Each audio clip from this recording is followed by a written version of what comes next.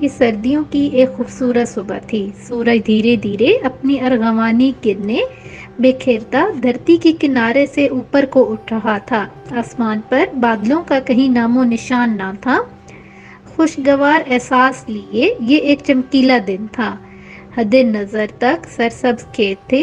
یہ دو کھیتوں کے درمیان کچا راستہ تھا۔ سڑک نہ ہونے کی وجہ سے یہاں سے لوگوں کو پیدل جانا پڑتا تھا۔ بس سے اترتے ہی مسافر اس راستے پر ہو لیتے تھے۔ یہ راستہ میری چاچی کے گھر کی طرف جاتا تھا، لہٰذا میں بھی بس سے اتر کر اسی راستے پر ہو لی۔ سرما کی سردی میں خوشگوار دھوپ میں سرسبز کھیتوں کے بیچ چلنا بہت اچھا لگ رہا تھا۔ جب نہر کے قریب پہنچی، ایک بوڑھی عورت کو دیکھا۔ سوچا اگر اس کا ساتھ ہو جائے تو تنہا چلنے سے بہتر ہوگا، باتیں کرتے کرتے راستہ کٹ جائے گا۔ جو ہی میں قریب پہنچی وہ بولی، بیٹی میں نے تم کو دور سے آتا دیکھ لیا تھا، تبھی ٹھہر گئی تاکہ تم قریب آ جاؤ تو ساتھ چلیں۔ اماں خاصی باتونی تھی، خود بخود اپنے حالات بتانے لگی، گویا مجھ سے برسوں کی واقفیت ہو۔ میرا نام راحت بی بی ہے، ہم دو بہنیں تھیں، ہمارا کوئی بھائی نہ تھا۔ کیا میں پاکستان سے؟ ہم امرتسر کے ایک نواحی گاؤں میں رہتے تھے۔ اس گاؤں کے وسط میں ہمارا بڑا سا مکان تھا، ساتھ ہی میرے سسر کی زمین تھی۔ اس زمین کی وجہ سے سسر صاحب کی بڑی عزت تھی۔ پاک پتن میں ہمارے رشتہ دار رہتے تھے۔ ان دنوں کرچا گاڑی چلتی تھی، پھر بھی ہم لوگ پیدل سفر کرتے تھے۔ صبح گھر سے نکلتے تو شام تک مقصود پر پہنچ جاتے تھے۔ تب بدن میں اتنی طاقت اور توانائی تھی کہ لمبا سفر کرنے کے بعد بھی تھکاوٹ محسوس نہیں ہوتی تھی۔ گھر میں سکون تھا، خوشحالی تھی۔ فصل کے موقع پر اناج کے ڈھیر سین میں لگ جاتے تھے اور کھیت کھلیان بھرے رہتے تھے۔ سوچا بھی نہ تھا ایک دن ہر شے نظروں سے اوجھل ہو جائے گی۔ شہروں میں تحریک آزادی کی لہر جوبن پر پہنچی تو اس کی حرارت دیہاتوں میں بھی محسوس ہونے لگی۔ تبھی وہ دن آ گیا جب مسلمانوں کے لیے الگ وطن کا اعلان ہوا۔ تب ہمارے گاؤں میں ہندو، مسلمان، سکھ مل جل کر رہتے تھے، کبھی آپس میں لڑائی جھگڑا نہیں کرتے تھے۔ لہٰذا گاؤں والوں کی ایک مشترکہ میٹنگ ہوئی جس کو مقامی زبان میں اکٹھ کہتے تھے، یعنی اکٹھے ہو کر باہم صلح و مشورہ سے کوئی معاملہ طے کرنا۔ اس اکٹھ میں ہندو، سکھ اور مسلمان سب شریک ہوتے اور ہر ایک کی رائے کو برابر کی اہمیت حاصل ہوتی۔ ہندوؤں نے کہا آپ لوگ مطمئن رہیں اور پاکستان نہ جائیں، ہم سب گاؤں کے مسلمانوں کی خود حفاظت کریں گے۔ سکھوں نے کہا یہ علاقہ پاکستان میں شامل ہو جائے گا، لہٰذا آپ لوگوں کو نقل مکانی کی ضرورت نہیں ہے۔ اگر یہ گاؤں پاکستان میں نہ بھی گیا تو بھی آپ لوگ الگ علاقے لے لیں اور اطمینان سے اپنے گھروں میں رہیں، یہاں آپ کو ہم سے کوئی خطرہ نہ ہوگا۔ برصغیر تقسیم ہو گیا اور ہمارا گاؤں پاکستان کے حصے میں نہ آیا۔ پھر اچانک ہی ہندو مسلم فسادات کی آگ بھڑکنے لگی، ہمارا سکھ چین لٹ گیا۔ آزادی کی خاطر ہر قربانی لازم تھی، لیکن وہی لوگ جو ذرا دیر پہلے ہم کو تسلیاں دے رہے تھے اور بڑے بڑے دعوے کر رہے تھے، اچانک بدل گئے۔ وہی اب ہمارا قیمتی سامان اور زیورات چھین رہے تھے، جانور کھول رہے تھے، ہمارے برتن چرپائیاں تک لے جا رہے تھے۔ وہ ڈھور ڈنگر سب ہانک کر لے گئے، کھانے پینے کا سامان نہر میں پھینک دیا گیا۔ ایسے حالات میں بھلا ہم وہاں کیسے رہ سکتے تھے؟ ہندو اور سکھ مسلمانوں کو قتل کر رہے تھے، ان کے گھر جلا رہے تھے، چاروں طرف سے ایسی بھیانک خبریں آ رہی تھیں کہ رونگٹے کھڑے ہو جاتے تھے۔ بزرگوں نے صلاح کی کہ ہم سب گاؤں کے مسلمان مرد، عورتیں اور بچے ایک جگہ اکٹھے ہو جائیں اور قافلے کی صورت میں اکٹھے ہو کر ہم کو رخصت سفر باندھ کر پاکستان روانہ ہونا تھا۔ ہم سے پہلے 3 قافلے نئے پاک وطن کو روانہ ہو چکے تھے جو ہمارے گاؤں سے گزرتے تھے۔ ہم نے بھی سفر کی تیاری کر لی۔ اچانک ایک شخص نے آ کر اطلاع دی کہ نہر پر ہندوؤں اور سکھوں کا پہرا ہے، وہ قافلوں کو لوٹنے کے بعد مسلمانوں کو قتل کر رہے ہیں۔ اس اطلاع کے ملتے ہی سب قافلے والوں نے دل تھام لیے۔ اب ہم سب اسی سوچ میں تھے کہ سفر شروع کریں یا نہیں، کیونکہ آگے سے بھی کچھ اچھی خبریں نہیں آ رہی تھیں اور یہاں ٹھہرے رہنا خطرے سے خالی نہیں تھا۔ قافلے میں شامل ایک بزرگ نے ہمت دلائی کہ موت برحق ہے، اگر ہم مارے گئے تو شہادت ملے گی، لہٰذا سفر کا ارادہ ملتوی کرنے کی ضرورت نہیں، اللہ کا نام لے کر چل پڑو، آگے جو مقدر میں لکھا ہے مل جائے گا۔ راستے میں بڑے روح فرسا مناظر دیکھے۔ بے گور و کفن لاشیں تھے جن پر چیلیں اور گدھ منڈلا رہے تھے۔ معصوم بچوں کے جلے ہوئے تن اور کٹے ہوئے بدن تھے۔ جوان لڑکیوں کی ٹوٹی ہوئی چوڑیاں اور پھٹی ہوئی اوڑھنیاں ان کی لوٹی ہوئی عصمتوں کا کھلا ماتم کر رہی تھیں۔ یہ منظر دل دہلانے تھے۔ ہمیں یقین ہو گیا کہ آگے جا کر یہ آفریت اچانک ہم پر ٹوٹ پڑیں گے اور ہمارا بھی ایسا ہی حشر کر گزریں گے، تاہم ڈرتے سہمتے خدا کو یاد کرتے آگے بڑھتے گئے۔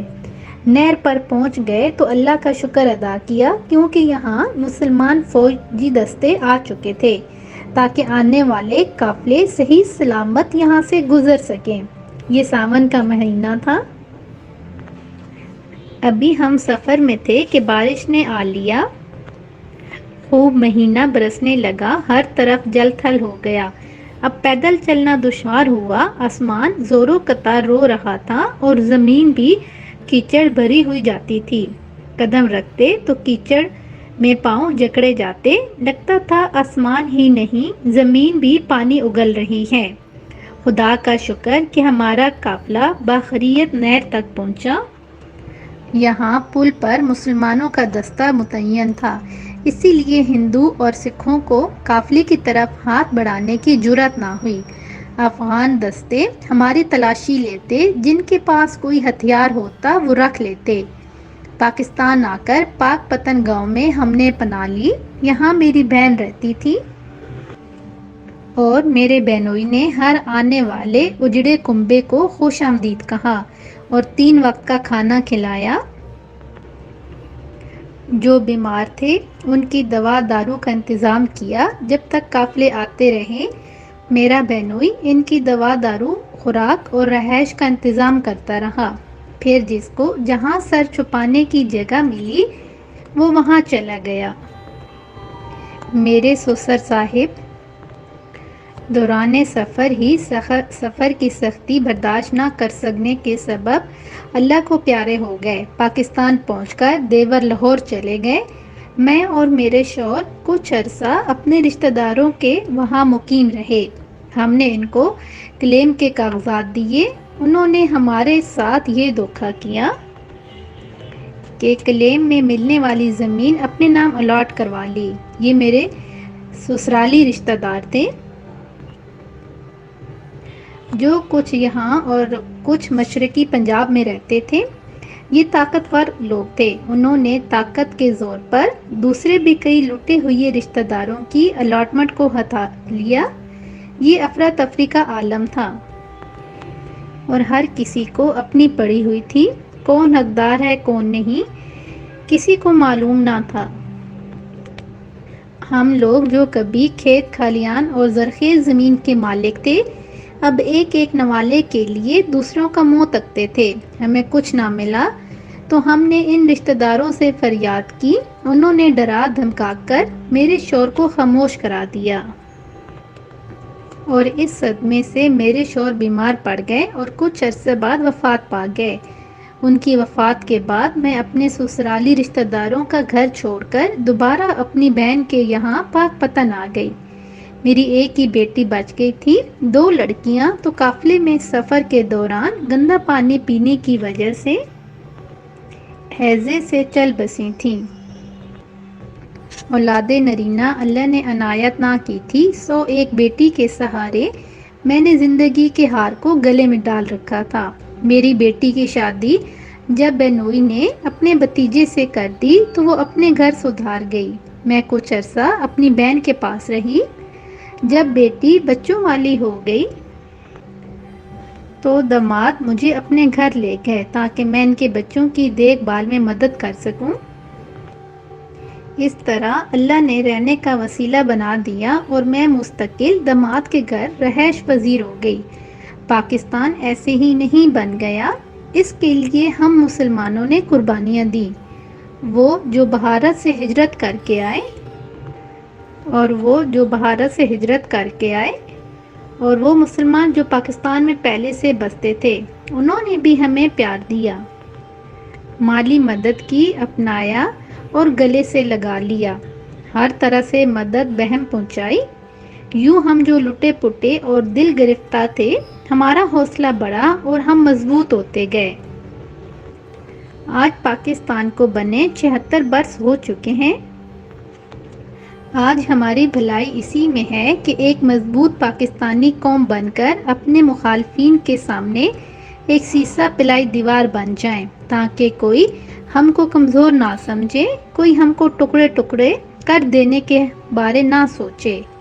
अम्मा जो अचानक मेरी हमसफ़र बन गई थीं, कह रही थी कि आज भी जी चाहता है अपने इसी पुराने घर को जाकर देखूं, जहां मैं दुल्हन बनकर उतरी थी।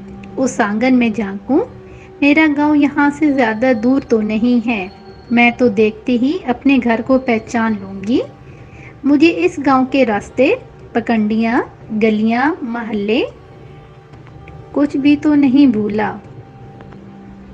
वो गली महल्ले तस्वीरों की तरह आज भी तरोताज़ा, जीते जागते आंखों के सामने फिरते हैं। लगता है ये जैसे कल ही की बात हो, मगर अपनी चीज़ें अब तो पराई हो गईं। अब वहाँ सरहदें बन गई हैं, इन पर अगयार के पैरे लगे हैं। मेरी हम सफ़र अम्मा माजी की हसीन यादों में खो चुकी थी। रास्ता ख़त्म हो चुका था, अम्मा की और मेरी मंजिल आ चुकी थी। सामने वो गांव था जहां हम दोनों को जाना था। मैंने अम्मा को खुदा हाफिज़ कहा और ये सोचते हुए अपने रास्ते हो ली कि पाकिस्तान की सालमियत और सलामती के दुश्मन अपना वारकारी कर चुके हैं। आज हम पाकिस्तानियों के दिलों में नफ़रत का बीज होने की कोशिशें की जाती हैं ताकि हम बहसीयत कौम कमज़ोर हों, मगर इंशाअल्लाह हम ऐसी साजिशों को कामयाब ना होने देंगे।